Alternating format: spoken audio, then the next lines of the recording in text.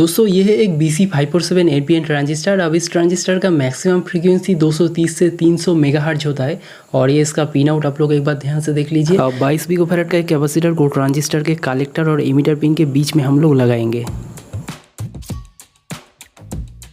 उसके बाद एक 10 NF और 10 किलो ओम का एक रेजिस्टेंस को दोनों को पैरेलल में लगाएंगे कुछ इस तरीके से, और इसको लेके हम ट्रांजिस्टर के बेस के साथ कनेक्ट कर देंगे। अब दोस्तों यहाँ पर हम लोगों को एक और 10 किलो ओम का रेजिस्टेंस चाहिए। मतलब मैंने इस सर्किट में जितने भी रेजिस्टेंस का यूज़ किया है सॉलिड रेजिस्टेंस, ये सभी 10 किलो ओम का है और ये का 100 नैनोफैराड का कैपेसिटर है जिसको मैं इस ट्रांजिस्टर के बेस के साथ कनेक्ट कर रहा हूँ।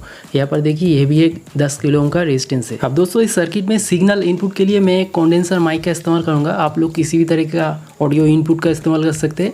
अब इस माइक का जो नेगेटिव और पॉजिटिव लेग है ये ध्यान से देखना। पॉजिटिव वाला हिस्से को मैं ट्रांजिस्टर के जो बेस है उसके साथ कनेक्ट किया था। दोस्तों ये 1 किलो ओम का पोटेंशियोमीटर है और इस पोटेंशियोमीटर का दोनों लेग को मैंने कॉमन बना लिया है और एक लेग को मतलब इस पोटेंशियोमीटर के बेस को मैं कनेक्ट कर रहा हूँ ट्रांजिस्टर के जो थर्ड पिन या फिर इमीटर पिन है उसके साथ, और जो एक हिस्सा रह गया था वो हम ग्राउंड के साथ कनेक्ट कर लिए। मतलब यहाँ पर सीधे लाइन में हम लोग ग्राउंड बनाएंगे कुछ इस तरीके से। दोस्तों ये जो FM ट्रांसमीटर होता है ये इंडिया में तो इलीगल है, लेकिन हम लोग इसे एजुकेशनल पर्पस के लिए बना सकते हैं। हमें इस चीज़ का भी सख्त ध्यान रखना पड़ेगा कि हमारा जो ट्रांसमीटर है ये कोई भी लाइसेंस जो चैनल है वहाँ पर इंटरप्शन ना करे। तो दोस्तों इसलिए ही मैंने 1 किलो ओम का पोटेंशियोमीटर को इस सर्किट के साथ लगाया है, क्योंकि हम लोग इसको घुमाकर फ्रीक्वेंसी को एडजस्ट कर सकते हैं। मतलब किस फ्रीक्वेंसी को हमारा जो सिग्नल है ये ट्रांसमिट करना है ये हम तय कर सकते हैं। और दोस्तों यहाँ पर मैं 4.8 mm ड्रिल बिट के ऊपर इस 18 गेज का इनामेल कॉपर को 6 या फिर 7 टन मारा है। ये एनफ है हमारा एयर कोर इंडक्टर को तैयार करने के लिए।